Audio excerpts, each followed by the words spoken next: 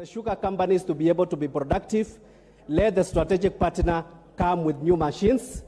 They also of the view that the issue of zoning should not be brought into focus because it undermines productivity and it undermines competition. Thank you very much. Minority Leader. Thank you very much, Mr. Speaker. And I want to support this report for the simple reason that it is high time we rescued the sugar sector. This has been a problem that our farmers have faced for now too long. Mr. Speaker, I heard the Honorable Justice Kemei say that sugar is one of the most lucrative crops, sugarcane, in the world. And I agree with him, Mr. Speaker. And the question one would want to ask is how comes that it's only in Kenya where sugarcane growing has become a loss-making venture year in, year out. We know of countries, including our neighbors here, like Sudan, even Uganda, where sugarcane farming has remained as lucrative as you may want to take it. Mr. Speaker, so this is a good move. It's a good move, even though there are some gray areas that need to be ironed out. One of them is the matter of Mumias Sugar Factory.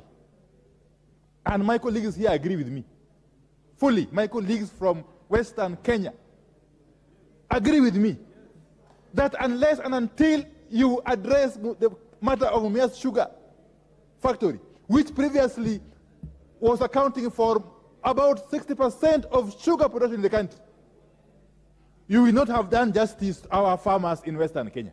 My own farmers from Ugunja sell their cane to Mumias Factory. And that's why I'm speaking from a position of authority. Mr. Speaker, we need to be told why Mumias is excluded from this program. Why? Is it because it's a private company? Even if it were, the public still has substantial shares in that factory. So I would suggest that even as we adopt this report, we go back and relook into the matter of Mumias Sugar Factory. Secondly, I want to endorse what was said by Honorable Karoli Omondi. For the first time, I want to agree with him. We differ substantially, on other issues out there. But on this one, I agree with him. You cannot gloss over the matter of Miwani Sugar Factory land, over 10,000 acres, that has been grabbed by well-known persons. As you talk about writing off debts, what are you talking about? How do you rescue Miwani without taking back the land that has been grabbed by well-known persons? We want to see heads rolling, Mr. Speaker. They were told that people must withdraw court cases to allow the sector to move.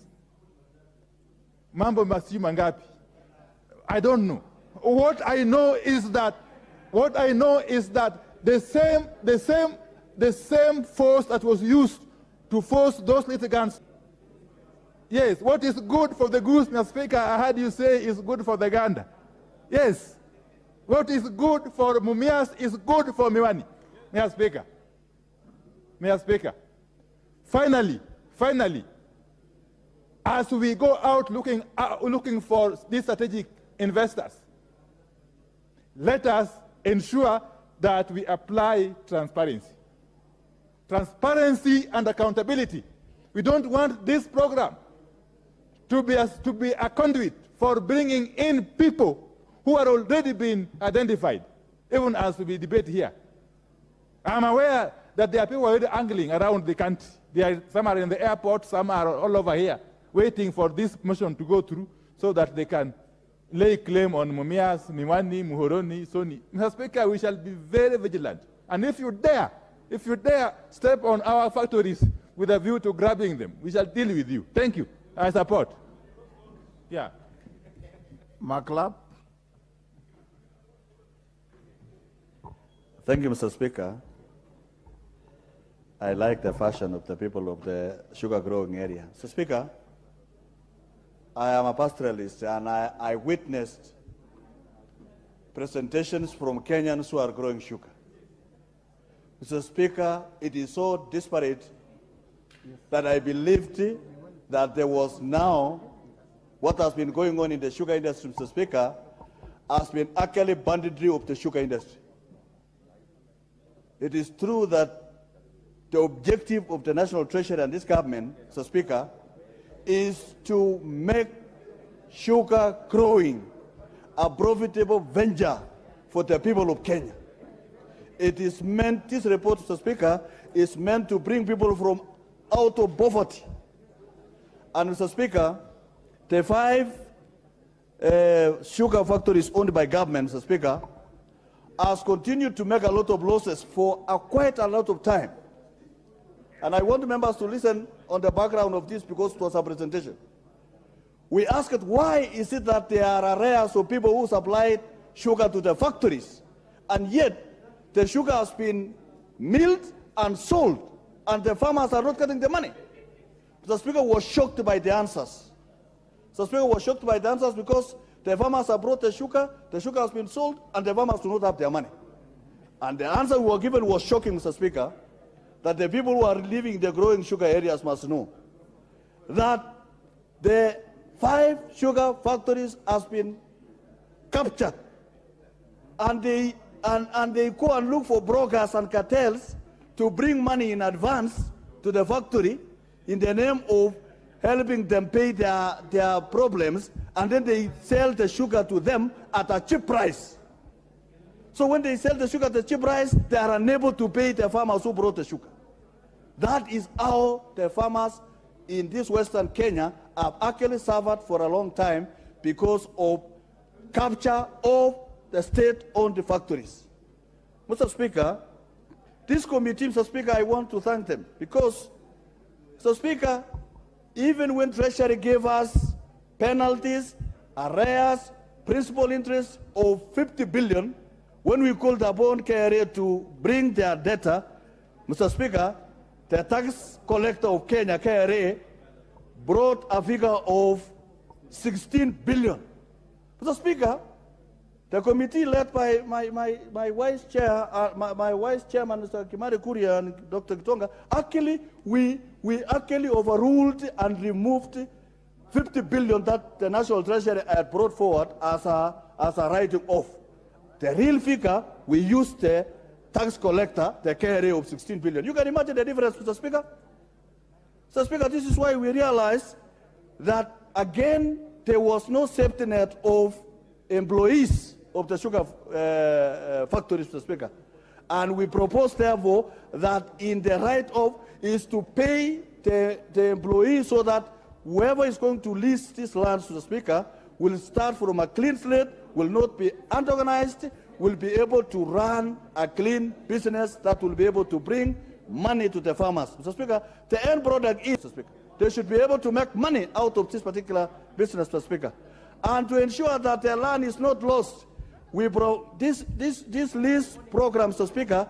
We say the lease program needs to be understood by the farmers in those areas, Mr. Speaker, so that the land will actually be referred to the people living in those particular areas after the expiry of the lease, Mr. Speaker, which is a good thing other than privatization, Mr. Speaker, because the whole thing they have taken the land. Mr. Speaker, the last thing that I want, and I want a minute, Mr. Speaker, is actually there is need for research for... Onyango Koyo. Thank you very much, Honorable Speaker. Honorable Speaker, I stand here as the biggest beneficiary of this reform.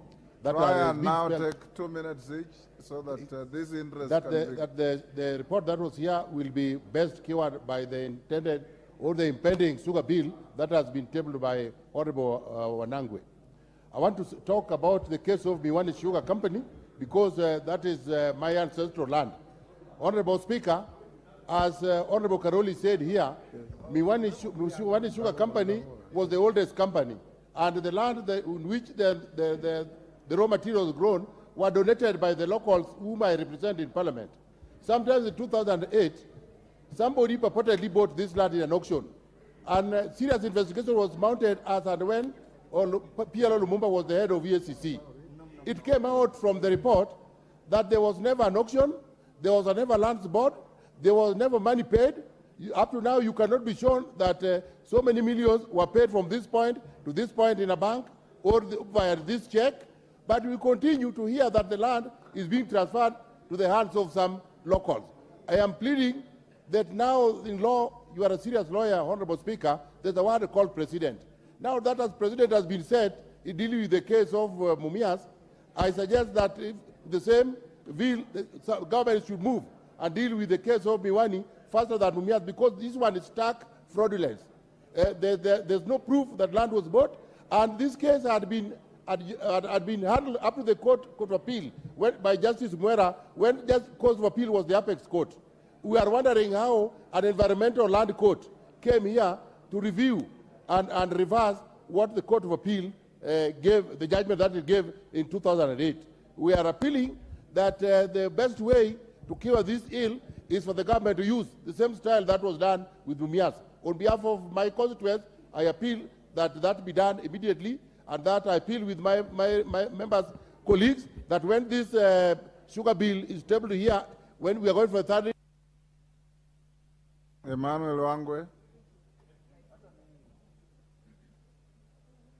Thank you, Honorable Speaker. Honorable Speaker, I rise to support this report by the committee, the joint committees. And Honorable Speaker, mine will be that the National Treasury need to be aware that even themselves, they are the originators of corruption.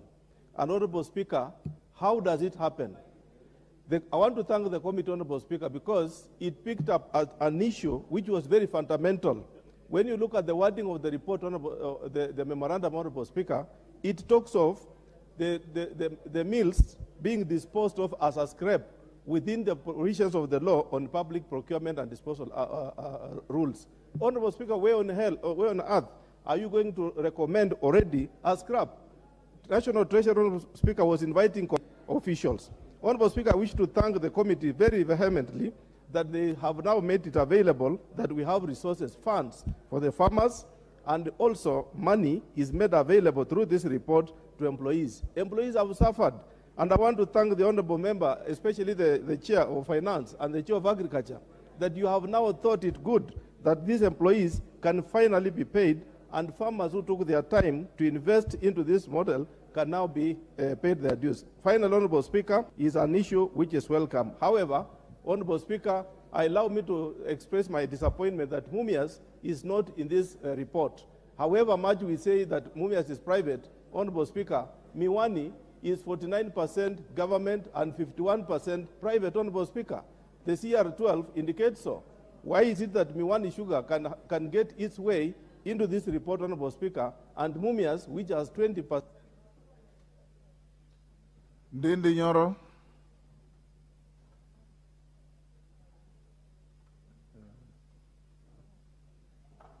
Thank you very much, Mr. Speaker. And I rise to support this memoranda from the National Treasury.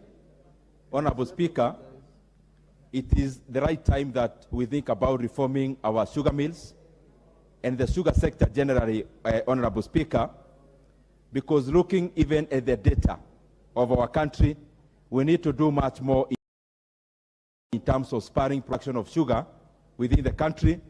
Number one, so that we look inwards in terms of our supply chains, but also, Mr. Speaker, it will go a long way into bridging the gap between our exports and imports. Mr. Speaker, any effort we put towards more production of sugar, like any other agriculture, the other side of it, doing import substitution.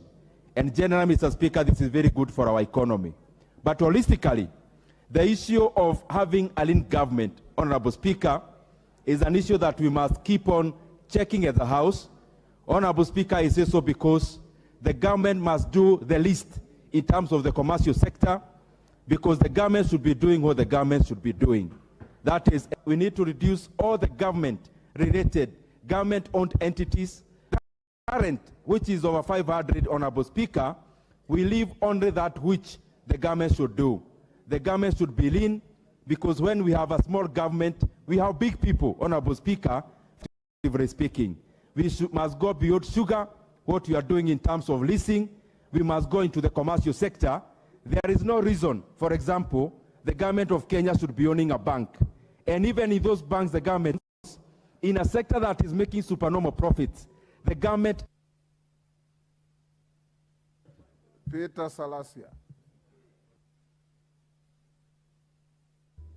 Okay. Mr. Speaker, thank you. I have the following observation. Last time when we had the committee meeting as a finance and agriculture, we had a very interactive session with the stakeholders. And I can support 100. I want to thank the memorandum that came from the Treasury. And I can tell you that the leasing model, because you realize that most of these companies, like even the Mumias that is being talked here, what really made it to undergo the situation where it is right now is because of the poor privatization model that was used. So I stand to support 100% the model that we have used, because we have realized that this state-owned factories, sugar factories, they cannot compete with the private sectors because they don't have the capacity to have the new machine and also do diversification, value addition, and other factors that are encompassed in. I also want to thank the committee and for the MOCO, which has been so pertinent in contributing the production of cans. And I want to support the zoning for this matter, because there's no any way that you can allow somebody to try also come back to the farmer. So I want to ask the members to support zoning, so that because of the little land that is available to us, the millers can focus there and develop cans so that we can increase the productivity. Meanwhile, I want to not respect the God and mfalme wa inji, maneno ni matatu, amrishwe, afanye nini. So those cases in Miwani, we're also asking the... Mr. Speaker. Remember, I've curtailed your time to 2 minutes. Mr. Speaker, I'm a very happy person this evening.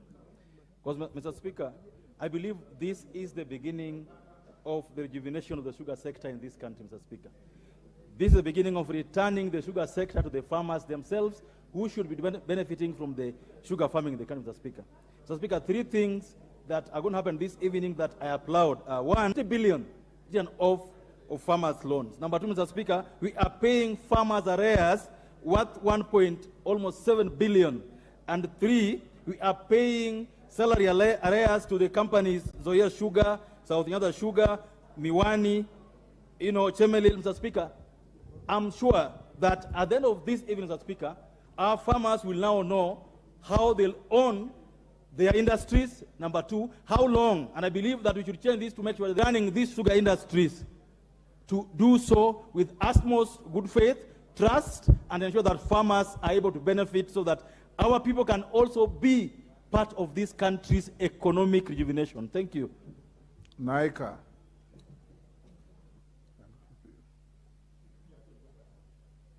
Member for Mumias West. Thank you, Mr. Speaker. Mr. Speaker, I am one of the happiest people today because Mumias Sugar factory stands in my constituency. We have really suffered. If you go to Mumias town, it is just a shell. Although the Treasury has not put a report of Mumias Sugar here, but we trust what the President said when he visited us, by removing the cartels who were in Mumias Sugar.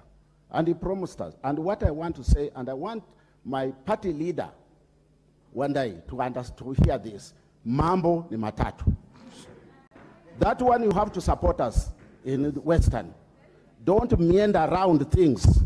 We have been suffering. Mambo ni mangapi? Mambo ni either aende heaven, aende. Hiyo ndio kitu mimi nataka kuongea hapa, Mr. Speaker, and we are one of the happiest. But this bill, this report, ingizwe Mumias Sugar na dates ziwe written off. There is a point of order from your leader. I want to interrupt my good friend, the Honorable Naika, and my good neighbor for that matter. I heard him calling for my attention that I should listen carefully. Yes. And yet I haven't heard what was meant to be directed to me to act upon. No, I don't know. So order. Honorable Wandai, you are just being cheeky. You had him. Go on. Yes. You had him loud and clear. He's supporting us halfway. This is what we don't want. That is the difference between us, Nyanza and Western. We are telling them openly. Hatutaki kuficha mambo. Enough. Thank you, Mr. Speaker. Member for Kandui. Okay, I'll give you. Member for Kandui. Thank you, Honorable Speaker, for the... You have 2 minutes. Thank you, Honorable Speaker, for the opportunity. 3 things. I support wholeheartedly the government's efforts to write off the debts. And I just pray that this time round, let us have a clear balance to be put towards supporting the Kenya Sugar Research Institute to enable us to be able to develop new early maturing canes to be able to pay our farmers. But in respect to leasing, Honorable Speaker, I want to be very, very clear. I don't think we need to return back to the original one because people were displaced. These lands were taken over by government. So we need to develop to run it. Any recommendation that is pro-farmer to empower the farmer to run this particular industry is ultimately welcome. But we must do away with the sugar barons and the sugar economic bandits who have brought the confusion in this particular sector by importing sugar and doing cane poaching. As Honorable Naika says, mambo ni matatu. We must bring this sector to its senses. Thank you, Honorable Speaker. Because I'll give you. Yes. Thank you, Honorable Speaker. Honorable Speaker, I want to sugar companies. Honorable Speaker, and I think the position the President has taken is, is supported by everybody on this House, including my friend Obio Ndai and his team. And I think this is the way to go as a country, that when something is good and is being done that is helping Kenyans, all of us must appreciate it and must give it our full support, which we've seen the President put in place to make this country go in the right direction. We've seen the production efforts being put in the production, especially bringing down that is in the right direction. And I think our country now is taking the right trajectory. Give Honorable Nabi the mic. You're giving the wrong location. There's one next to you there.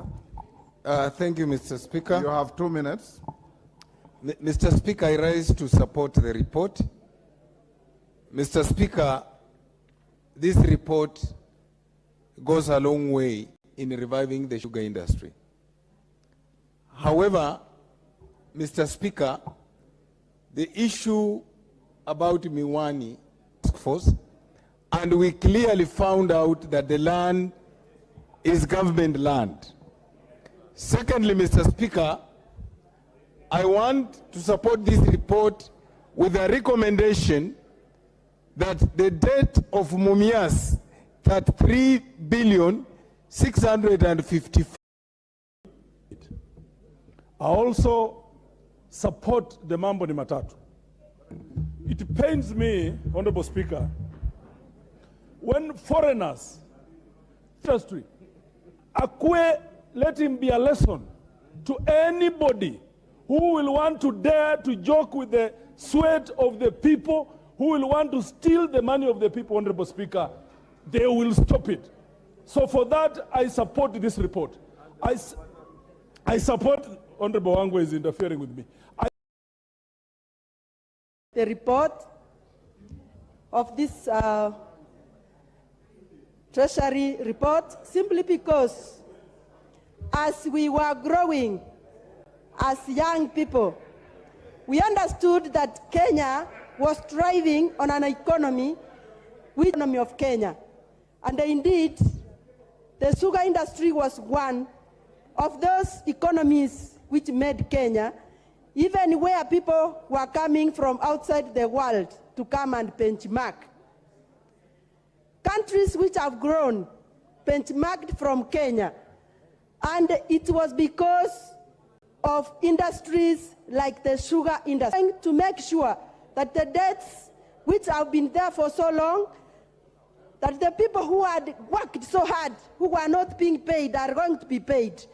I support this report, and I'm one of those who are supporting the three major issues by what he has been proposing. So I want to support and say, thank you, Mr. Speaker, I support. Persons who actually borrowed money from Mumias, over 200 million, 500 million, and these people are walking around in the country. Mr. Speaker, as we write off the debts, the persons who have stolen this money must be actually brought to book. Thank you, Mr. Speaker. Kagombe, 1 minute. Thank you, Mr. Speaker. I stand to support this report. And Mr. Speaker, one of the things that we found in these sugar areas is the issue of governance. When there is poor governance, the sugar industry will continue suffering. And I think that the privatization model that we've taken is not enough. These industries, these millers must revert to the farmers, actual farmers, like the tea farmers have taken over the tea factories, and guide them. And I would like to persuade Honorable Salasia here that the zoning that they want to introduce is going to kill the industry. Because Rangwe, Ndiwa, 1 minute. Mr. Speaker, let's pay our farmers, pay our workers, so children can go to school. As we speak here, there's so many children who are not going to school. That's point number one. Number two, this list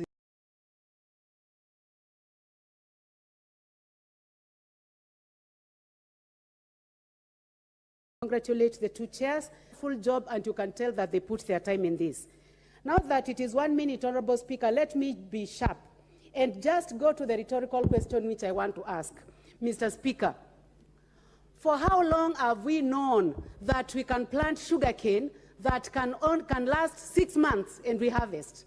And why is it that, Honorable Speaker, we have had governments that have been putting farmers in the agony of spending 36 months waiting to harvest sugar?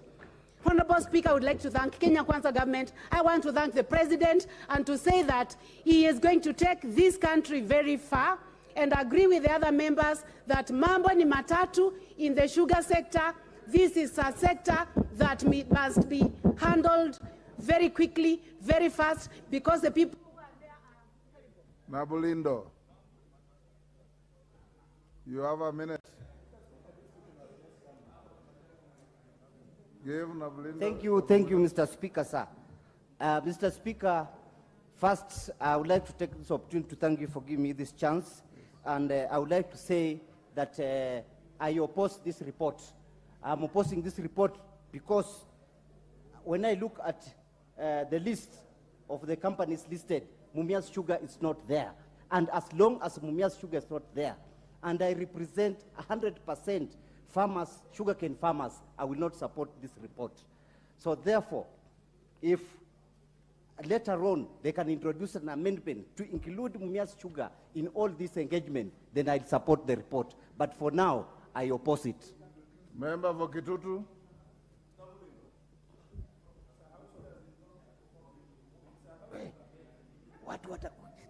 Take your seat, Nabulindo. Give Kitutu. Thank you, Mr. Speaker. I want to support this report. You have a minute. Our tea is our tea, and it's our goal. So this report, I want to support it fully because there are cartels who have been in this sector who have managed to make sure that our farmers are not paid well, and I want to support it because. Makoha Odanga. Thank you, Mr. Speaker. Mr. Speaker, I support this report. You have a minute. And it is good that government pulls out of businesses because we know government to be a very poor businessman. Mr. Speaker, list model is being recommended, and we had it. This is the time we agreed, so I'll indulge the majority leader. Kiman a minute. Then I'll give majority leader 5 minutes like your counterpart. Thank you, Honorable Speaker. And I also, the Greater Mumias area, benefit from the sugar sector reforms to ensure that money gets back to the people's pockets, including tax liabilities, Honorable Speaker. And indeed, I support that measure to write off the debts that were owed to the government of Kenya to release of time when the investor will be able to recoup their investment, and therefore I want to encourage even those who have that concern to appreciate that we are bringing in private capital. And even you as a private investor, you will not want to get into a lease agreement where you have 5 years. Even people who are leasing land today to develop petrol stations and all that, nobody is going for a lease for 5 years. You are looking for 20, 25 years. And therefore I want to encourage those members who have that concern that indeed all those issues are issues that the National Treasury has looked into. Finally, Honorable Speaker, Mumias, Honorable Speaker, and I've heard even that even the cartels that had taken over Mumia Sugar, Honorable Speaker, because they enjoyed the protection of state protection because of state capture, Honorable Speaker, we must today tell them loudly enough that that protection is gone and it shall never come back. And therefore, they must now socialize themselves to the Mambo ni Matatu gospel. And that they must get used to it. And that includes also their sponsors, Honorable Speaker. Because if they were facilitated through state capture, they had people who had access to political power who protected them, Honorable Speaker. And Honorable Speaker, even as Honorable Navulias, because they surround that area of Mumias. And I know his party leader, because he's a member of the ODM, also owes Mumias Sugar Company close to above 300 million shillings. I want to ask the Honorable Navulindo to ask the party leader of ODM to now pay up the money he owes to Mumia Sugar Company, so that Mumia Sugar Company also benefits from this commercialization, Honorable Speaker. Yes, because we cannot have a situation where majority. There's a point of order from Wandai. Mr. Speaker, I think we are doing so well up to the point where Honorable Chungwa has started to digress in a very, very fundamental way. Mr. Speaker, it is not right, within our standing orders, for Honorable Chungwa to allege or to claim that the leader of ODM, and there's only one leader of ODM, there is only one leader of ODM, that the leader of ODM owes Mumias Sugar Company 300 billion shillings. Why would that be an allegation allowed to happen in this, on the floor of this House? You all know. You all know. So can he table evidence that the leader of ODM owes Mumias Company that kind of money, or withdraw and apologize? Because otherwise that would be scandalizing in the name of somebody who cannot defend themselves on the floor of this House. Mr. Speaker, I plead with you.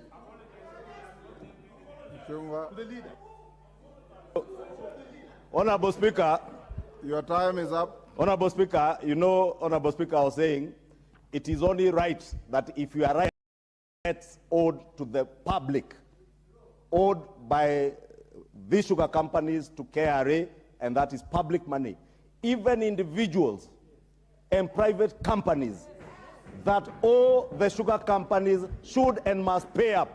Honorable Speaker, on the question of the leader of ODM, it is in public domain, including documents tabled in this House, previously, including audit reports, that the leader of ODM owes Mumias. Na mambo ni matatu, he has to pay.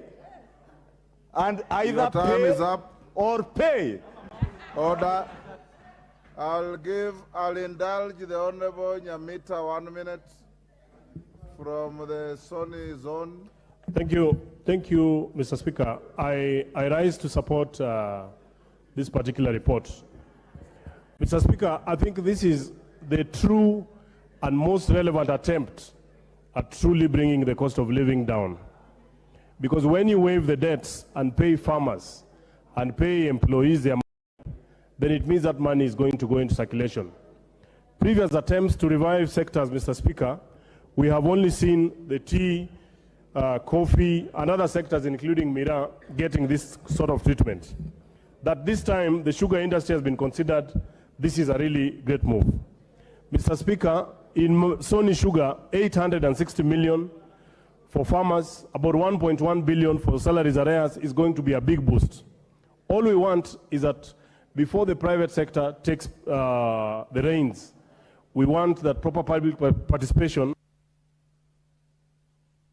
Kimani Chairman, Honorable Kimani, you wanted 2 minutes. I'm giving you the 2 minutes.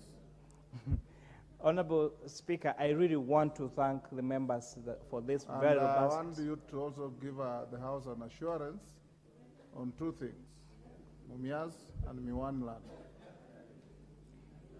Thank you very much, Honorable Speaker. I want to thank the robust conversation that you've had this afternoon. There is a true spirit of debate. If you check the document that National Treasury gave these 2 joint committees and what we presented to this House, we have really enriched this report and made fundamental implications and commitments. And on the 2 matters, Honorable Speaker, that have been quite elusive, on the issue of the 30 years lease, I want to indicate or to give the assurance to this member that the lease model actually proposes that the lease will be reviewed after every 5 years. So even if it's a 30-year contract, there will be a review of 5 years to make sure that it is in adherence to the interest of the farmers. Second, Honorable Speaker, the issue of Mumias Sugar Company was something that came out during public participation, or some that came from the sugar conference that we also borrowed a lot of recommendations from, and we have actually asked National Treasury within 60 days they must bring recommendations that I will table in the floor of this House of how to help Mumias Sugar Company go back to profitability, go back to support the economy of the Wanga people. On the issue of the 10,000 acres owed in Miwani Sugar Company, we only faced 1 legal hurdle, because the matter is actively in court, and therefore the doctrine of sub judice and our standing order number, I think is 89, would have barred us from making resolutions with something actively in court. However, having said that, we are going to indulge the company. We are going to go back to Western and make sure that within 60 days we'll bring a report on the solution for Miwani Sugar Limited. So I want to give the commitment of the Departmental Committee of Finance and Agriculture, Finance and National Planning, and with concurrence with my co-chair, the Committee of Agriculture and Livestock Development, that will come back with this House with a solution for those 2 additional companies. And with that, I beg to reply, Honorable Speaker. Thank you. Chairman of committees, you should always prosecute your cases with such clarity, and the clarity that Murugara exhibited this afternoon. Honorable members, I now put the question, which is that this House adopts the joint report of the Departmental Committee on Finance and National Planning and the Departmental Committee on Agriculture and Livestock on its consideration of the memorandum by the National Treasury and Economic Planning on Action Plan to revive and commercialize state-owned sugar companies, laid on the table of the House on Thursday, 14 September 2023. As members of that opinion say aye. Will those of the contrary opinion say nay? The ayes have it. Mr. Speaker, I just want you to indulge me. Understanding order number 1. I know we are in a hurry to go to the next order. Mr. Speaker, you know, under, I think, Article 209 of the Constitution, the Auditor General is under an obligation to undertake audits every financial year on ministries, state departments, and indeed government entities. Mr. Speaker, it has been confirmed now clearly that Miwani Sugar Factory is a public entity owned by the government, or the public for that matter. And yet, for the last 10 or more years, the Auditor General has not undertaken any single audit of that factory. I want to urge you, Mr. Speaker, that you use your chair, use your authority to direct the Auditor General to bring a report to this House as to why she has not been able to audit Miwani Sugar Factory for more than 10 years now. Under what law has she been operating for her to fail to undertake such a plainly direct the leader of majority to compel the Auditor General to bring to this House a report, and very expeditiously, even as they continue with these reforms. Wandai, Yes. Your own member Wangwe is gesturing that he seized of the matter in his committee. So what you are saying may not be accurate.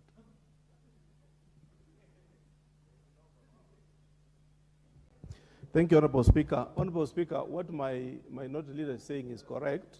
And indeed, this House, my committee, PIC on Social Services, Admin and Agriculture, has invited the Auditor General next week on Monday on the same issue to tell the committee as to why she has not been able to audit Miwani Sugar. Yet, Honorable Speaker, it is deemed to be a public company. Sorry, Wandai, I had misunderstood his figurative language.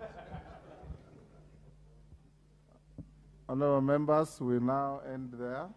Majority Leader, you may have check on the veracity of the allegation by the Honorable Wandai as leader of government business in the House. You are duty to the country that all state entities are properly managed, properly audited, and properly run in the interest of the people of Kenya. So if Miwani is government-owned, as it's alleged, check your facts, check with the Treasury, check with the Auditor General, and you may, at an appropriate time, bring a statement to the House. Thank you. Faster than the clerk. Order number 12, Committee of the Whole House. Thank you. Now, the upstanding honorable members.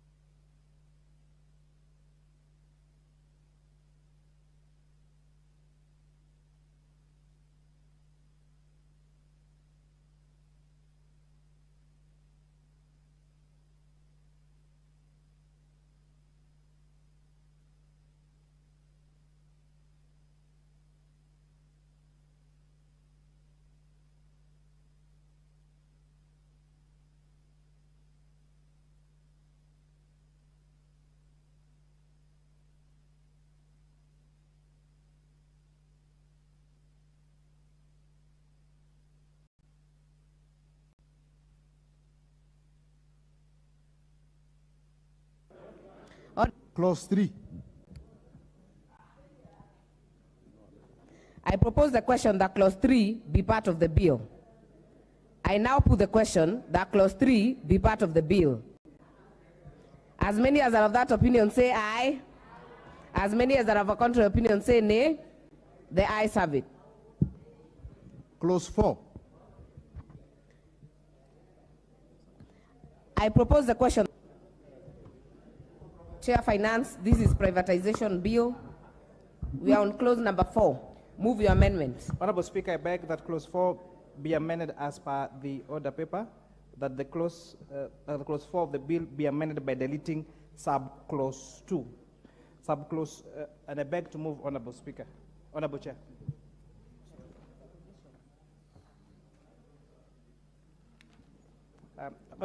Honorable Chair, just to explain to members what you're doing, this amendment is seeking to delete sub-clause 2 of the clause of the bill which provides that the National Treasury may, on its own or through the authority, provide technical support and assistance to county government with regard to privatization by county government.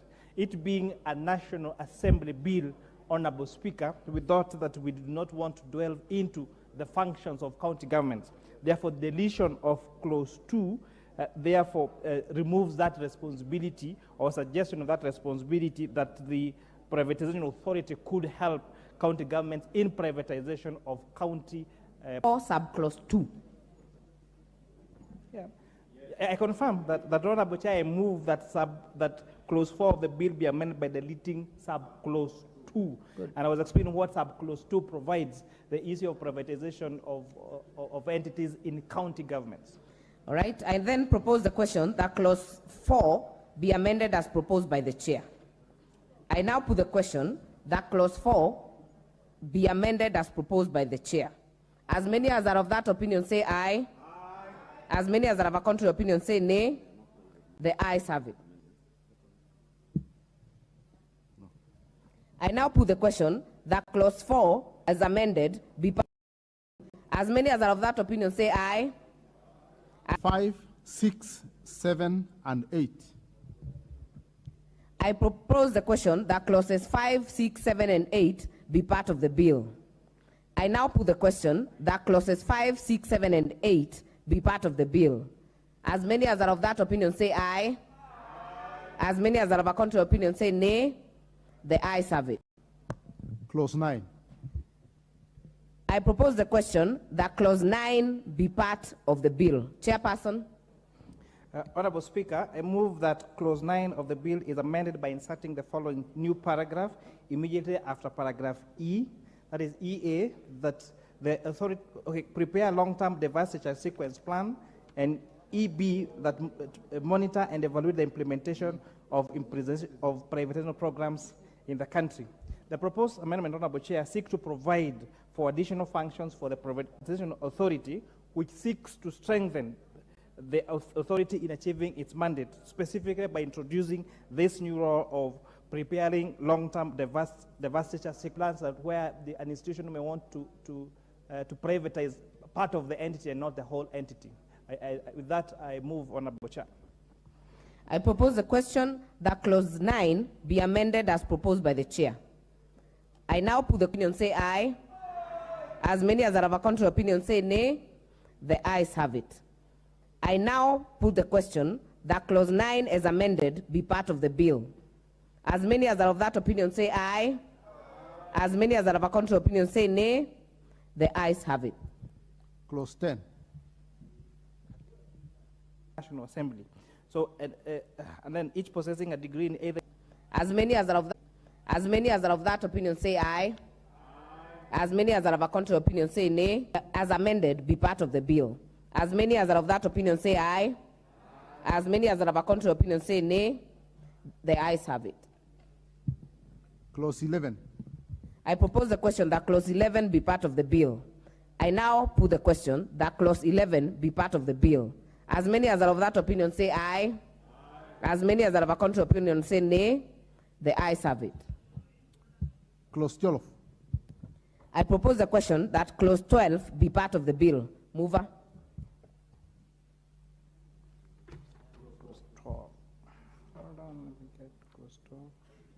Honorable Chair, I beg to move that clause 12 be amended as per the order paper, and this is just correcting. As proposed by the chair, and I now put the question that clause 12 be amended as proposed by the chair. As many as are of that opinion say aye. As many as are of a contrary opinion say nay. The ayes have it. Clauses 13 and 14. I propose the question that clauses 13 and 14 be part of the bill. I now put the question that clauses 13 and 14 be part of the bill. As many as are of that opinion say aye. As many as are of a contrary opinion say nay. The ayes have it. Clause 15. I propose the question that clause 15 be part of the bill. Mover. I propose the question that clause 15 be part of the bill. Mover. Clause 15. This is new. This is the new clause. No, not new. I beg to move that. Clause 15.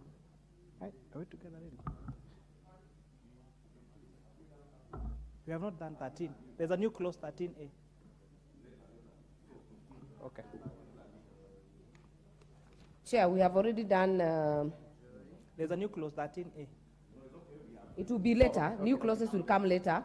Deal with clause 1.5. Okay. Then, Honorable Chair, I beg to move that clause. Are we on the same page? And I beg to move that clause 15 be amended as per the order paper. And this, Honorable Speaker, was providing for the qualifications of the managing director of the authority to make sure that we have a competent managing director to lead the privatization authority. With that, I beg to move, Honorable Chair. Thank you. I propose the question that clause 15 be amended as proposed by the chair. And I now put the question that clause 15 be amended as proposed by the chair.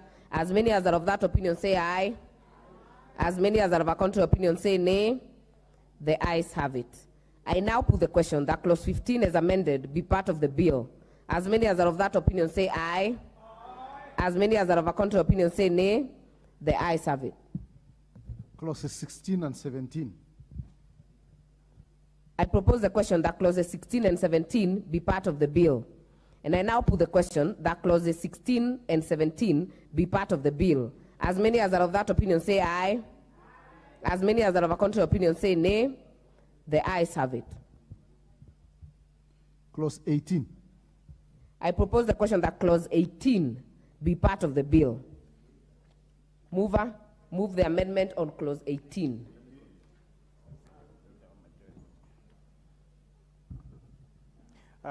Honorable Speaker, I beg to move that clause 18 be amended as per the order paper.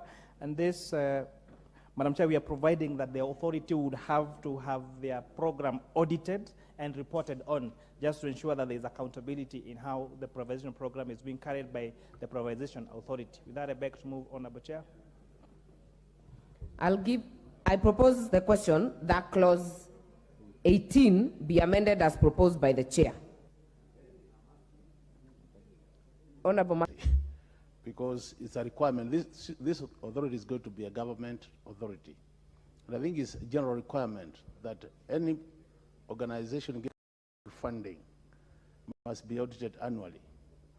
For ministries, you have the Auditor General, and then you have the other organizations like this authority who are also audited. So unless we're just putting emphasis, to me, I think really this might not be adding value to the amendments. I submit, Chairperson.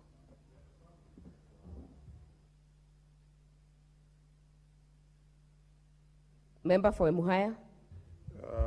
As my own Makali speaks on that, I just wonder why would make a hanging statement like to be audited on, and then stop there. By who, really? We could just, if that would be the case, we complete. So Chair could explain that.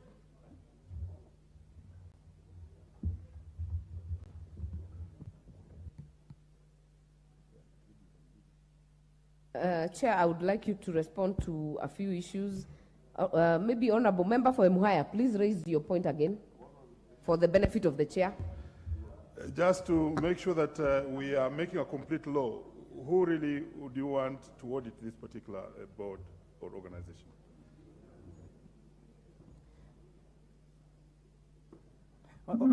Honorable Chair, in matters of corporate governance, then it is usually the board that would more or less oversight the business is being made by management or by head of institutions, in this, the managing director.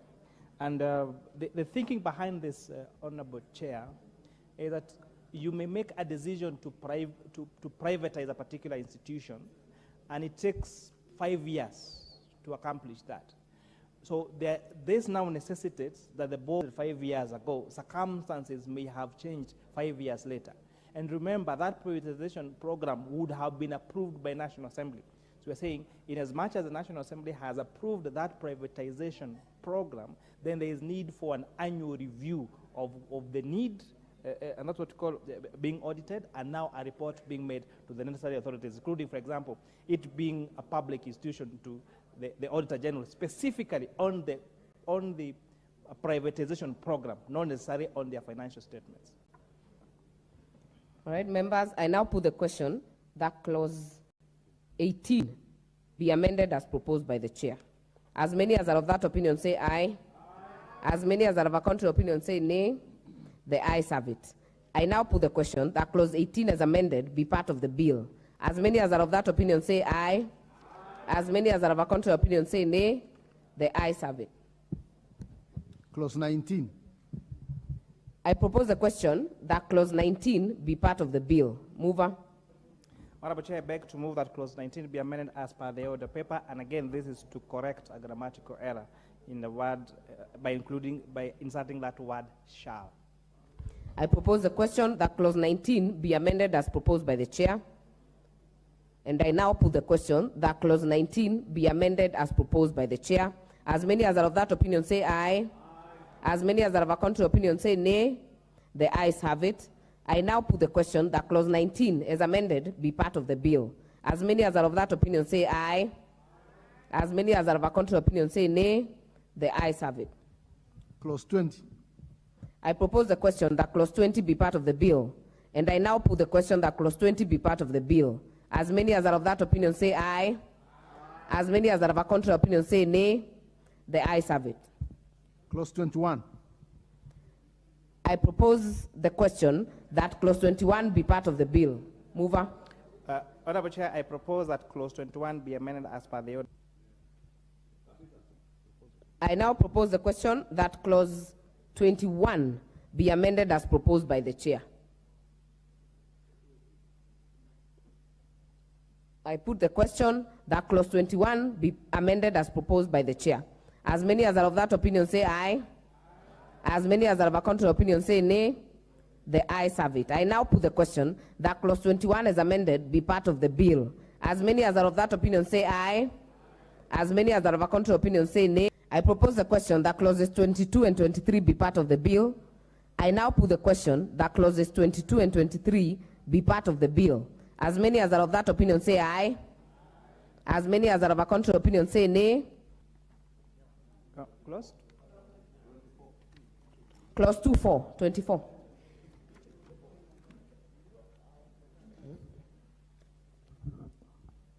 Honorable Chair, I beg to move that clause 24 be amended as per the order paper.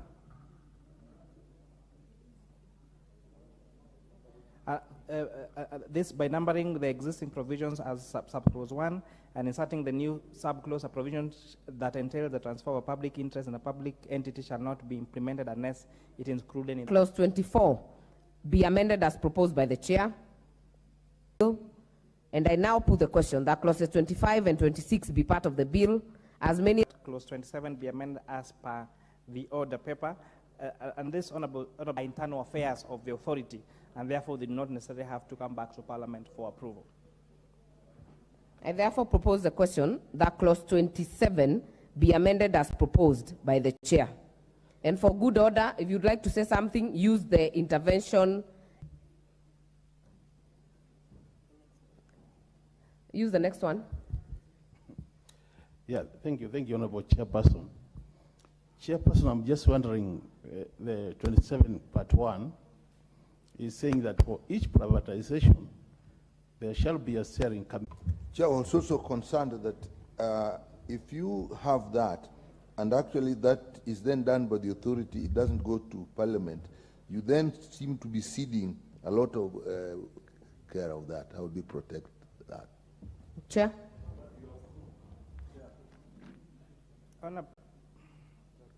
Honorable Chair. Before the chair, let's indulge the majority leader. To weigh in on what the Honorable Nyakali is saying, because the understanding is that Parliament has already approved the privatization program. And therefore, when it goes now to the day-to-day operations of the privatization authority to determine how to privatize, they don't need to keep coming back to Parliament for each and every transaction, and that's what the chair had just indicated. Chair, do you have anything more useful to add? I think the majority leader has summarized it, so I agree with what my okay. leader said. Maybe for clarity for Dr. Nyakao, the steering committee, let's give this scenario that you are privatizing Kenya Airways. You need people with professional knowledge on aviation, need a different skill set for that particular program. Well said. I now put the question that clause 27 be amended as proposed by the chair. As many as are of that opinion say aye. As many as are of a contrary opinion say nay. The ayes have it. I now put the question that clause 27 as amended be part of the bill. As many as are of that opinion say aye. As many as are of a contrary opinion say nay. The ayes have it. Clause 28. I propose the question that clause 28 be part of the bill. Mover. Honorable Chair, I beg to move that clause 28 be amended as per the order paper. And this is essentially deleting the word cabinet secretary and replacing that with cabinet, so that the decision of a privatization of an institution would have to be made by the cabinet, not a single cabinet secretary. All right, I now propose the question that clause 28 be amended as proposed by the chair. And I now put the question that clause 28 be amended as proposed by the chair. As many as are of that opinion say aye. As many as are of a contrary opinion say nay. The ayes have it. I now put the question that clause 28 as amended be part of the bill. As many as are of that opinion say aye. As many as are of a contrary opinion say nay. The ayes have it. Clause 29. I propose the question that clause 29 be part of the bill. Mover. Honorable Chair, I beg to move that clause 29 be amended as per the order paper. Honorable Chair, deleting that specific paragraph I that reads an evaluation of the entity to be privatized. If you check the entire section 29, if through N actually provides for an evaluation. And therefore, that specific requirement as an evaluation of the entity to be privatized would be redundant. And that is why we propose its deletion. Therefore, I propose the question that clause 29 be amended as proposed by the chair. And I now put the question that clause 29 be amended as proposed by the chair. As many as are of that opinion say aye. As many as are of a contrary opinion say nay. The ayes have it. I now put the question that clause 29 is amended be part of the bill. As many as are of that opinion say aye. As many as are of a contrary opinion say nay. The ayes have it. Clause 30. I propose the question that clause 30 be part of the bill. Mover. Honorable Chair, I propose that clause 30 be deleted as proposed in the order paper. And this, Honorable Speaker, the Honorable Chair, the clause 30 was providing for public participation. But if you realize that that privatization program, for it to have been approved by National Assembly, would have undergone public participation. And therefore, there is no need to provide again that program needs to go through public participation. That is the purpose of deletion of that clause. I propose the question that clause 30 be deleted. I now put the question that clause 30 be deleted. As many as are of that opinion say aye. As many as are of a contrary opinion say nay. The ayes have it. Clause 31. I propose the question that clause 31 be part of the bill. Mover. Honorable Chair, I beg to move that clause 31 be amended as per the order paper. Honorable Chair, this proposed amendment is aimed at avoiding risks associated with concentrating the decision-making of weighty government matters to a cabinet secretary and making that to be a decision of the cabinet. I therefore propose the question that clause 31 be amended as proposed by the chair. And I now put the question that clause 31 be amended as proposed by the chair. As many as are of that opinion say aye. As many as are of a contrary opinion say nay. The ayes have it. I now put the question that clause 31 is amended be part of the bill. As many as are of that opinion say aye. As many as are of that opinion say aye.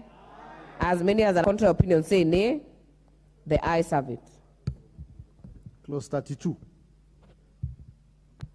I propose the question that clause 32 be part of the bill. Mover. Honorable Chair, clause 32, I propose that clause 32 be amended as per the order paper for the same reason I've given for the other clauses. Decisions, important decisions need to be made by the cabinet, not just a cabinet secretary. I therefore propose the question that clause 32 be amended as proposed by the chair. And I now put the question that clause 32 be amended as proposed by the chair. As many as are of that opinion say aye. As many as are of I propose the question that clause 33 be part of the bill. Mover. Honorable Chair, I beg to move that clause 33 be amended as per the order paper. This amendment is seeking to bring clarity to clause 33(1) of the bill.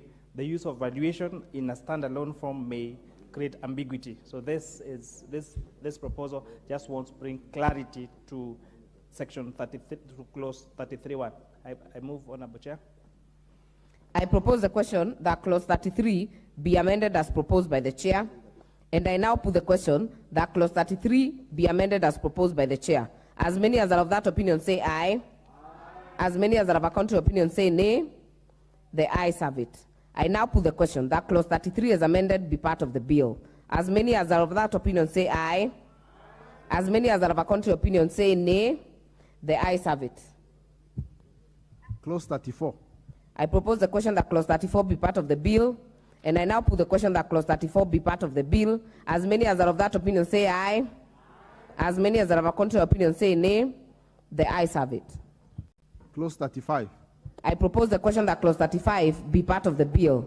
Mover to move the amendment. Honorable Chair, I beg to move that clause 35 be amended as per the order paper. These are two sections, A and B. A is a cleanup, replacing the word state cooperation to public entity as contained in the rest of the bill, and B, inserting the words procure any assets and now add liabilities, because as an institution would have both, is expected to have both assets and liabilities. With that, I beg to move, Honorable Chair. I propose the question that clause 35 be amended as proposed by the chair, and I now put the question that clause 35 be amended as proposed by the chair. As many as are of that opinion say aye. As many as are of a contrary opinion say nay. The ayes have it. I now put the question that clause 35 as amended be part of the bill. As many as are of that opinion say aye. As many as are of a contrary opinion say nay. The ayes have it. Clause 36. I propose the question that clause 36 be part of the bill. Mover. Honorable Chair, I beg to move that clause 36 be amended as per the order paper. This proposed amendment is seeking to ensure that there is business continuity and preservation of the value of the entity being privatized, even as it enters the privatization program, and removes the risk of erosion of value through underinvestment in the anticipation of privatization. I propose the question that clause 36 be amended as proposed by the chair. And I now put the question that clause 36 be amended as proposed by the chair. As many as are of that opinion say aye. As many as are of a contrary opinion say nay. The ayes have it. I now put the question that clause 36 as amended be part of the bill. As many as are of that opinion say aye. As many as are of a contrary opinion say nay. The ayes have it. Clause 37. I propose the question that clause 37 be part of the bill. Mover. Honorable Chair, I beg to move that clause 37 be amended as per the order paper. And again, this is a cleanup to call these national government entities one name called public entity. I therefore propose the question that clause 37 be amended as proposed by the chair. And I now put the question that clause 37 be amended as proposed by the chair. As many as are of that opinion say aye. As many as are of a contrary opinion say nay. The ayes have it. I now put the question that clause 37 as amended be part of the bill. As many as are of that opinion say aye. As many as are of a contrary opinion say nay. The ayes have it. Clause 38. I propose the question that clause 38 be part of the bill. Mover. Honorable Chair, I beg to move that clause 38 be amended as per the order paper. Again, this is a protection of those entities being privatized to provide additional requirement that they need to operate normally as they were before got into the privatization program, just to make sure that we protect these entities from abuse like it usually happens when there is a privatization program that's being mentioned. I propose the question that clause be amended as proposed by the chair. Majority Leader.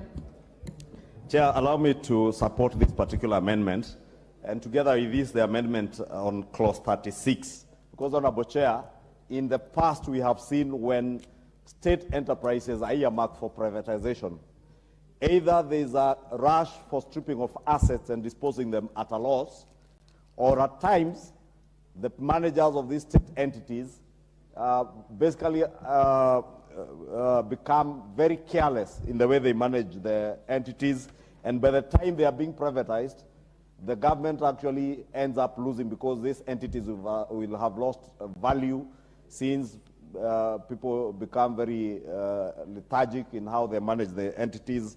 Entities lose revenues, they become non-profitable, and this has been a scheme, Honorable Speaker, by corrupt cartels in the past in the country, that when they knew a state entity was bound to be privatized, they would completely run down those entities and then organize to purchase the same entities at a very low value. But immediately after they purchase them, Honorable Speaker, Honorable Chair, then they get their new management and the entities immediately become very profitable to the benefit of the private investors and at the expense of the public. And I must commend the chair and the committee for having ensured that we are now using this bill to protect such entities from either erosion of their assets or erosion of their revenue streams, and ensuring that the public actually or the government gets value, the real market value of the entities that they intend to privatize. Member for Seme. Whereas I actually support this because the principle is good, and considered with what we had passed earlier, that you actually don't take new investments. But it brings to my mind that then the authority will have to actually get into a lot of management, internal management of this privatization. Have we thought out how that can actually be done? It may come in regulations or something, but it's something that one needs to think out ahead of time. Honorable Makali Mulu. Of mine is dead. Keep moving. Thank you, Honorable Chairperson. Honorable Chairperson, I want also to support this amendment. And even as I support Honorable Chair, I think it's important to really thank this committee for the way they have mainstreamed serious safeguards to this bill. When you look at what has been done here, Honorable Chair, it is actually commendable that we are really serious about protecting public entities. I support Honorable Chair. Thank you. I now propose the question that clause 38. Oh, wait, sorry. Chair. Honorable Chair, I think the matter raised by my senior there is quite crucial. But remember then, this is not necessarily a responsibility that be bestowed to the authority. Because once a public entity has been put into the provision program, and this becomes an act of Parliament, then the management of that particular public entity would be required to follow this law. And therefore, any action they may take would be taken on by the recourse, for example, by the Auditor General or DCI or on the other entities that ensure that the laws of this land are actually followed to the letter. Thank you, Chair. I now put the question that clause 38 be amended as proposed by the Chair. As many as are of that opinion say aye. As many as are of a contrary opinion say nay. The ayes have it. I now put the question that clause 38 as amended be part of the bill. As many as are of that opinion say aye. As many as are of a contrary opinion say nay. The ayes have it. Clauses 39, 40, 41, 42, and 43. I propose the question that clauses 39, 40, 41, 42, and 43 be part of the bill. And I now put the question that clauses 39, 40, 41, 42, and 43 be part of the bill. As many as are of that opinion say aye. As many as are of a contrary opinion say nay. The ayes have it. Clause 44. I propose the question that clause 44 be part of the bill. Mover. Honorable Chair, I beg to move that clause 44 be amended as per the order paper. This is a deletion of this clause that says the erosion of the balance sheet of that particular public entity.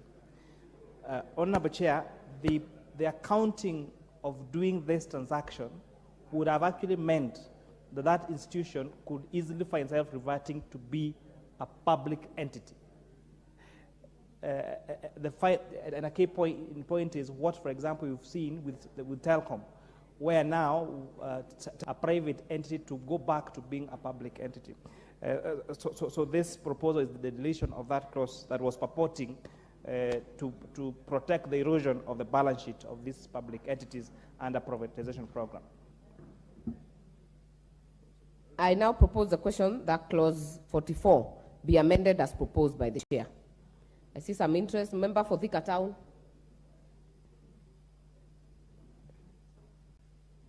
Thank you, Honorable Chair. The question I'm asking that it shall be deposited in a special interest-bearing account. For how long? Chair. Before the Chair responds, Honorable Kemei. Justice, yes. Thank you, Chair. I wish to support the amendment as proposed by the Chair. If you remember, Chair, today we were discussing about public enterprises being leased out. We do not know, Madam Chair, whether after 20 years we would like those enterprises to revert back to government. If that was the case, then those institutions must have some money to be able to keep the balance sheet. I support, Chair. Thank you. Honorable David Bowen. Madam Chair, as I support the amendment, I want to understand what is a special deposit fund. Where is this? When it says that it's going to be deposited in a special, it's a special bank, is it a central bank, or where is this special place?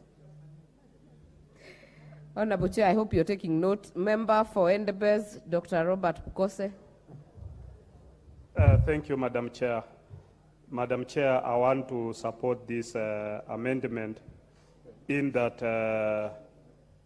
the proceeds from the sale of any, we've seen many public entities, sales being done and being wound up, but we've actually not understood how those resources have been utilized, because they've ended up into people's pockets, and therefore by depositing it in a special interest-bearing account, it means this is an account that can be audited, and we can be able to establish that the amount of money that came from that sale is this much, and how that money can be spent moving forward. Or if you want to reinvest it into something else, then it is very clear that it can be, it's an account that can easily be audited and be understood. Member for Kitui Rural. I think, Madam Chair, if we move to 44.2, it answers all the questions which members are raising. I support. Honorable Chair, please respond to some of the issues raised by the members. Okay. Again, the committee took a lot of time to deliberate on this matter, and before we came to this conclusion. So just to take members through, clause 44 has two subsections, 1 and 2. So 1 reads the follows, as per the order paper, that any proceeds from the sale of the state corporation shareholding shall be deposited in a bearing account established for that state corporation in order to protect the erosion of the balance sheet of that state corporation. So this protects the proceeds from the sale. And to avoid this sale going to an account, and talking about billions of shillings and benefiting the bank without necessarily now getting interest, that's why we're putting this requirement that it will have to be an interest-bearing account. However, this clause 44 in the original bill had another clause 2 that said, subject to the approval of the Cabinet Secretary, the proceeds under subsection 1 may be used to liquidate the debts of the state corporation, used to pay the cost of financial organizations, pay the cost incurred by the authority in the privatization, which payment shall not exceed 5%.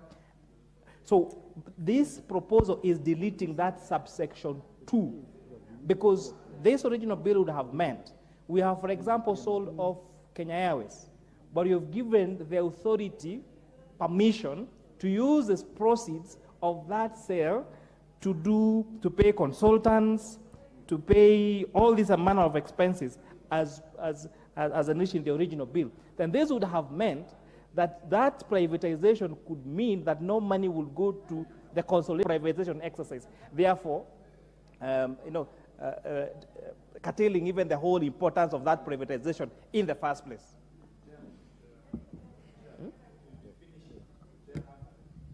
Member for Emuhaya.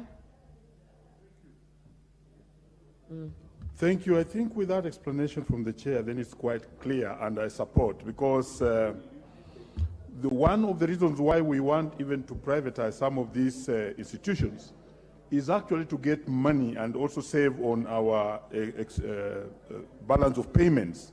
And therefore, if we were to allow, in the interest of what he has stated on the clause that we are deleting, which is 2, then I support this fully, so that that money can be secured for the CFS. Thank you. Majority Leader.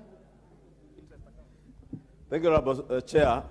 Chair, I support, and I just wanted to add to what the chairman of the Finance Committee is saying. And indeed, the committee is right. Because the moment you privatize a state-owned entity and you sell off your shares, it no longer belongs to the public. It is no longer a public entity. And therefore, if you are to use proceeds of what you have received from a private investor who has bought your shares off to settle debts of that entity that is now a private entity, then it means you are either reinvesting public money into a private entity and reversing the privatization, or you are simply using public money to pay private debts. And that is what has been state capture, Honorable Speaker. And therefore, the committee is on spot, and I support the deletion of that particular clause. I think the drafter of this bill must have been a functionary of a past regime of state capture. And I must thank the committee for deleting that particular provision. Thank you. Member for Funyula. Chair, thank you. When I look at the bill here, Honorable Speaker, is signed by Honorable Kimani Ichung'wa, leader of the majority party. So probably I would imagine is part of the functionary and state capture. Honorable Speaker, Honorable Speaker, allow me to prosecute my my amendment. Okay, My Honorable Undo, yes. Take a minute, majority Chair, leader. Chair, point of order. And you know, the Honorable Udo must apologize because he knows government bills are signed by the leader of majority, not Honorable Kimani Ichung'wa, the member of parliament for Kikuyu. And therefore, I am not the drafter of this bill. And that is why I said whoever drafted it must have been a functionary of the previous regime's state capture. Noted, Therefore, I want to ask the Majority Honorable, Leader. I want to ask the Noted. Honorable Odo, he must apologize Honorable and withdraw members. that statement for linking me to the elements of state capture when he knows I have been at the forefront of fighting the cartels that he was supporting. Honorable members, we're in the committee of the whole. That is why you can make amendments. Yes, I am sure you cannot amend the person who has signed. but Yes, for sure. Honorable member for And Funyula, whoever take 2 signed. minutes. Honorable Speaker, I just want to take back the chair, and I hope he's listening carefully. Yes, I totally agree. Section 44(2), it's in order to delete. But Honorable Speaker, Madam Chair, we are not curing the problem that we're intending to cure. And let us look at the wordings of the amendments. And it reads, any proceeds from the sale of a public entity shareholding shall be deposited in a special interest bearing account established for the public entity in order to protect the erosion of the balance sheet of the public entity. Chair, we have divested from the company. The government has divested from the company. It has no fiduciary responsibility to the company. So what is it that we are putting the money in an interest-bearing account to protect the erosion of the balance sheet of the public entity? Unless here we are saying, in any case, whatever shares they'll be left with, if it's partial divestiture, they are only responsible for their share of the debts or whatever it is of the balance sheet. So what is it that we are trying to do here? Are we trying to divest and then put a soft landing that in the event things don't work, you can come back to the public? The chair and the guys who sat needs to Hope the chair you're listening, because I see honorable member for Thika is still not satisfied, because the question the member for Thika asked has still not been responded to, because, hold on, Honorable Alice. I want to add even. No, hold on. Let me finish. I'll give you a minute. But if you read the original bill, Honorable Chair, you've already deleted part 2, which was supposedly supposed to go. So please respond, giving attention to the order paper, the new clause 44. Member for Thika. Thank you, Madam Chair. Well, we are on it, Madam Chair. Which I am asking the chair, which bank is this one? Because even we have seen private banks that money has been deposited on a fixed deposit, and one day we wake up in the morning and the bank is no more. So how are we going to be protecting this proceed or when we are doing this privatization? Kindly respond, Honorable Chair.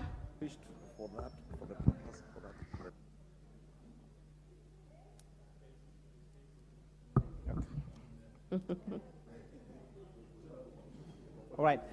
So, honorable members, Honorable Chair, I would like to thank the contributions from the different honorable members for the comfort of my good friend, the Honorable MP for Thika. Let's start with one for Thika. Clause 64 provides that the Cabinet Secretary will make the regulations that do now operationalize this Act of Parliament. Because it will not be possible to capture everything in an Act of Parliament. That's why we do regulations after that to do the Such Instruments Act. So that then would bring up the time. But having now, considering that elicited debate this has done, I will consider an amendment to this to add the time that this money will stay in this. The money that has been proceeds of privatization does not stay in a private bank for so long without being accessed by government for other expenditure through the consolidated fund. But having said that, Honorable Funyula, to read, to MP for Funyula, to read Dr. Udo, to read the same words, that the interest-bearing account has been established. It is not necessarily an account of that particular entity. It has been established for the purpose of privatization. With that, so with that, Honorable Speaker, allow me to move a further amendment. The same would be credited to the consolidated fund within 3 months after the proceeds have been received. Yeah. I think that has been made clear. That has been made clear.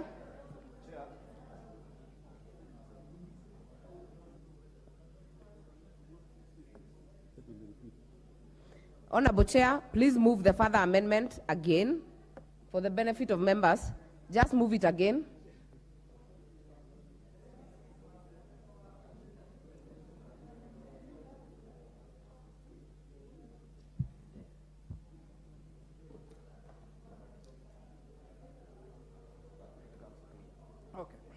Chair, move the amendment again, the further amendment. I beg to move a further amendment, Honorable Chair, that any proceeds that clause 44 be amended to read as follows. Any proceeds from the sale of the public entities shareholding shall be deposited. Any proceeds from the sale of the public entities shareholding established for that public entities Y apostrophe S privatization, yeah. In order to protect the erosion of the balance sheet of that public entity, and then add another sentence that the proceeds of this privatization shall be credited to the consolidated fund within 90 days of within 90 days. And that I beg to move, Honorable Chair. I think we're on the same page. I now propose the question that clause 44 be amended as proposed by the chair. As many as are of that opinion say aye. As many as are of a contrary opinion say nay. The ayes have it. I now put the question that clause 44 as amended be part of the bill. As many as are of that opinion say aye. As many as are of a contrary opinion say nay. The ayes have it. Clause 45.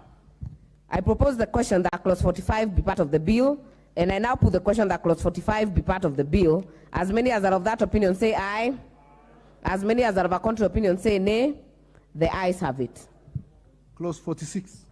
I propose the question that clause 46 be part of the bill. Mover. So, Honorable Chair, I beg to move that clause 46 be amended as per the order paper. This amendment is seeking to correct a reference error where clause 46(1) was meant to refer to the previous clause 45 and not clause 46. I therefore propose the question that clause 46 be amended as proposed by the chair. And I now put the question that clause 46 be amended as proposed by the chair. As many as are of that opinion say aye. As many as are of a contrary opinion say nay. The ayes have it. Clauses 47, 48, 49, 50, 51, 52, and 53.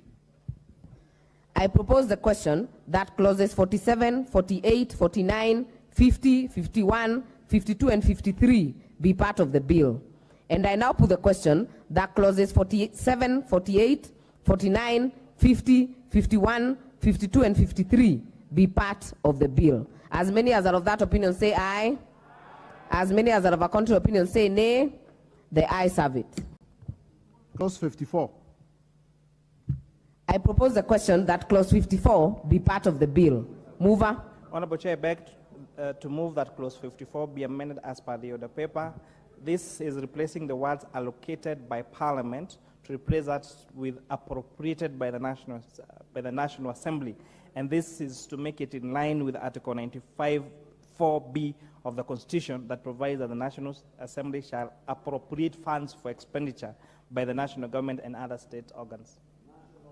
National Assembly, yes, keyword. I propose the question that clause 54 be amended as proposed by the chair. And I now put the question that clause 54 be amended as proposed by the chair. As many as are of that opinion say aye. As many as are of a contrary opinion say nay. The ayes have it. I now put the question that clause 54 as amended be part of the bill. As many as are of that opinion say aye. As many as are of a contrary opinion say nay. The ayes have it. Clauses 55, 56, 57, 58, 59, and 60. I propose the question that clauses 55, 56, 57, 58, 59, and 60 be part of the bill. And I now put the question that clauses 55, 56, 57, 58, 59, and 60 be part of the bill. As many as are of that opinion say aye. As many as are of a contrary opinion say nay. The ayes have it. Clause 61. I propose the question that clause 61 be part of the bill. Mover. Honorable Chair, I beg that clause 61 be amended as per the order paper. And again, this is also very material, and I would like to report this House. Clause 61 in the original bill provides the following: that in the implementation of this act, a public entity to which the act applies shall provide the authority with such information as may be necessary to effectively implement the privatization. However, it does not provide for what happens if those officers in those entities fails to provide the said information. So this clause is now providing that any person who contravenes this section commits an offense and is liable to, upon conviction, to a fine not exceeding 500,000 shillings or to imprisonment for a term not exceeding 6 months or both. And this makes sure that these officers who are already running these institutions do not keep away information that would be material. For example, not declaring all the assets that they own for the purposes of wanting now to take those assets to belong to themselves, as it has happened before in institutions that have been privatized. I therefore propose the question that clause 61 be amended as proposed by the chair. Honorable This is a timely and necessary amendment to the bill, but again, the issues I raised earlier in the day, but there wasn't enough time to ventilate or review. On section 61.1, it just says the authority, a public entity. In any public entity, there must be somebody responsible, an office and a board responsible for providing that information. In the event of contravention, who is going to be punished? Who is going to be held liable? Is it the chair of the board?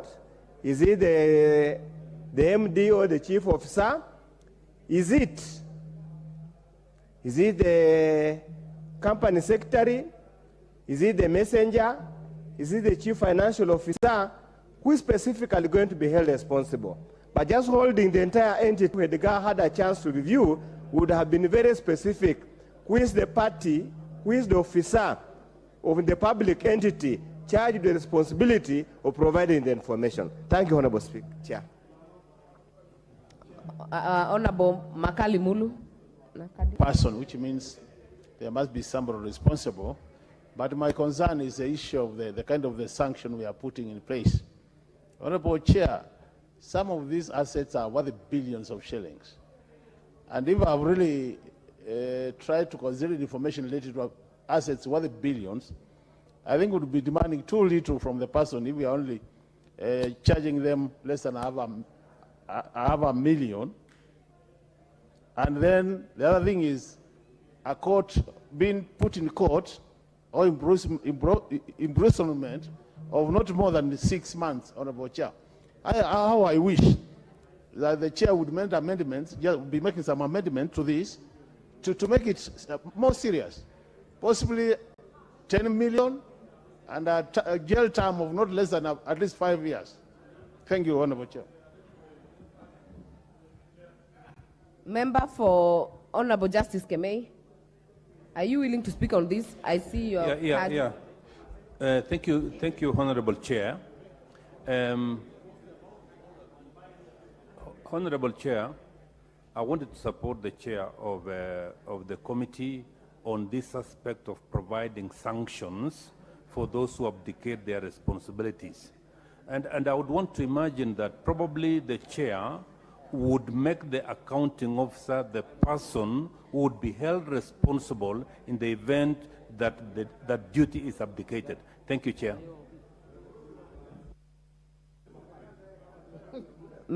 Honorable Member for Thika Town. Thank you. Thank you, Chair.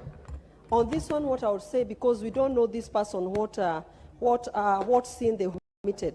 There are some who have minor one, cannot be treated the same way with that person who have done a big mistake or have stolen even. Why don't we go according to the percentage of whatever who have has been done? Okay, honorable members, we keep it short and use your cards. Member for Maragua. Thank you, Madam Chair, for this. Madam Chair, I would want to say we should be strict whenever it comes to conviction, so that whoever will be in charge, the 500,000 or 6 or both, to make it a more strict, so that everyone who will be responsible should be responsible and know the consequences of going against the statement. Madam Chair. Majority Leader. Chair, I concur with the Chair of the committee and members' sentiments. Honorable Speaker, if you read the wording, and this is the way proper legislation should be done, it says that any person who contravenes this section commits an offense and is liable upon conviction to a fine, words are not exceeding. Honorable Speaker, I agree that the penalty should be as high as possible.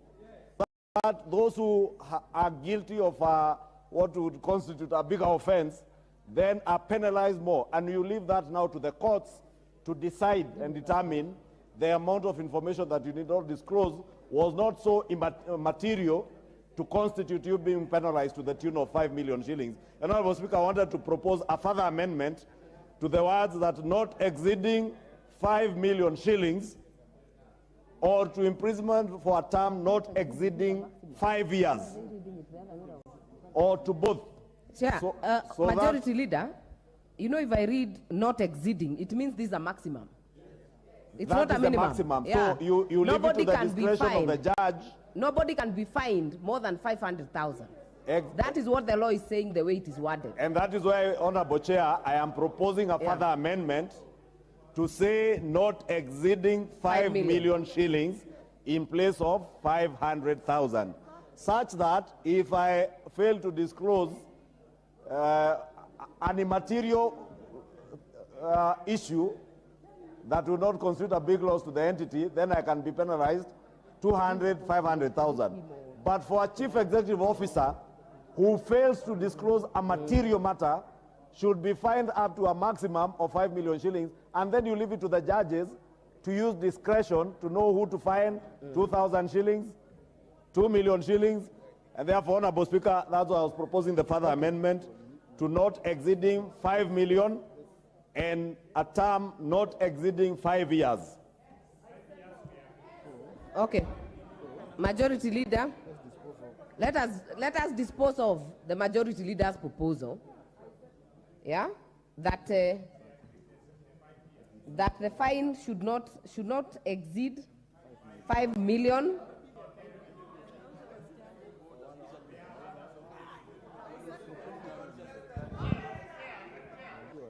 No, honorable members, I know you have different figures, but what has been proposed by the Majority Leader is not exceeding 5 million and not exceeding 5 years. That is what is on the table.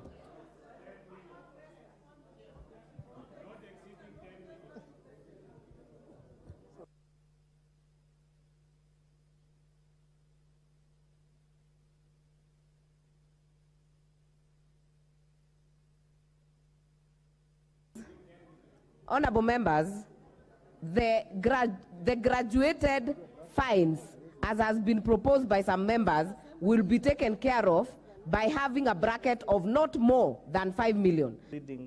5 million shillings and to an imprisonment term of not exceeding 5 years. And I know there is a temptation by most honorable members to say, let's have even the minimum. It is just that in legal practice, you will not set a minimum, you only set the maximum.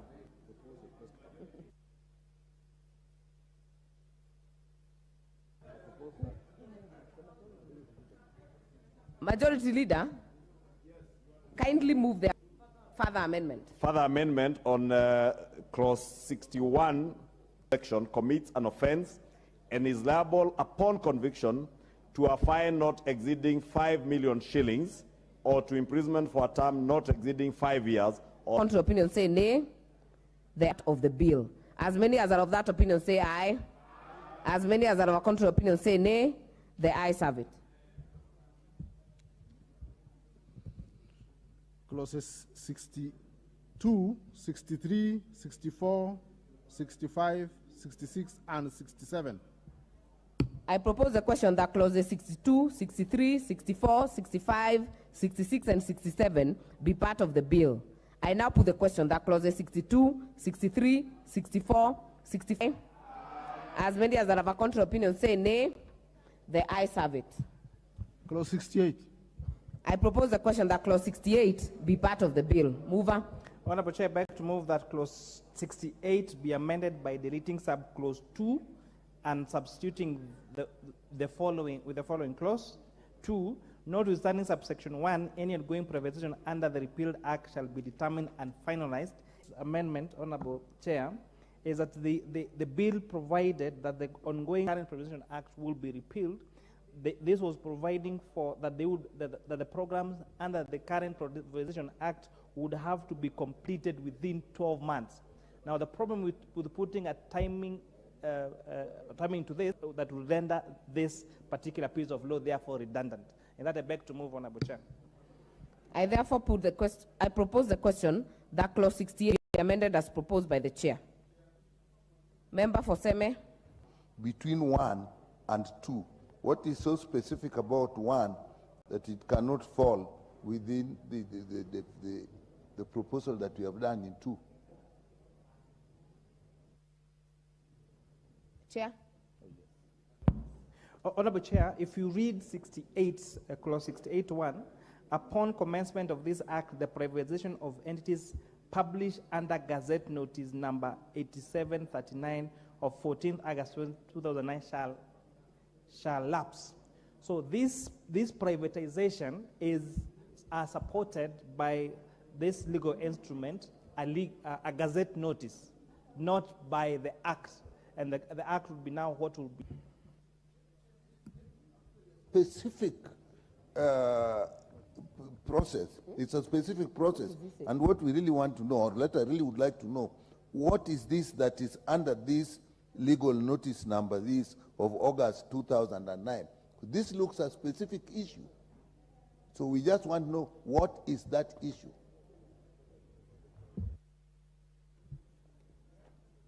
Chair. Honorable Chair, in very simple terms, these two clauses are providing for a transition mechanism.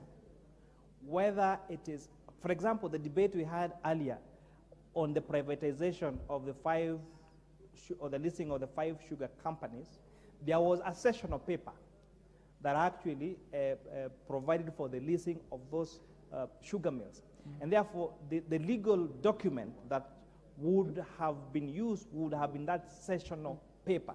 That is why even in our resolution in our earlier debate, we had to vacate the resolutions of this House on that section of paper so that we could provide for the resolutions as made today. So the same thing, that now we have to provide a transition mechanism for the provision of those entities that were through that Gazette Notice of 2009 now to come through the new Privatization Act if this House approves this particular bill as amended. Honorable members. There's a difference. Honorable member for Seme. The difference is this. One is talking of a specific issue, and you could actually ask a listing of those so that you know what they are. And there's nothing to say that if they lapse, they'll be taken up under 2. I support 2, clearly. But to me, my concern is there is some information that this House is not privy to, that is now being resolved under 1. Because these are, you can actually list them, like you given the example of the sugar. Can we then get them listed? Other members, let's give the chair a moment. So, Honorable Chair, we are saying on 68.1 that upon commencement of this act, the privatization of entities published under gazettes Okay? Privatization under the repealed act may be now, and without that delete. I wanted the Honorable Nyikal to clarify to us, is it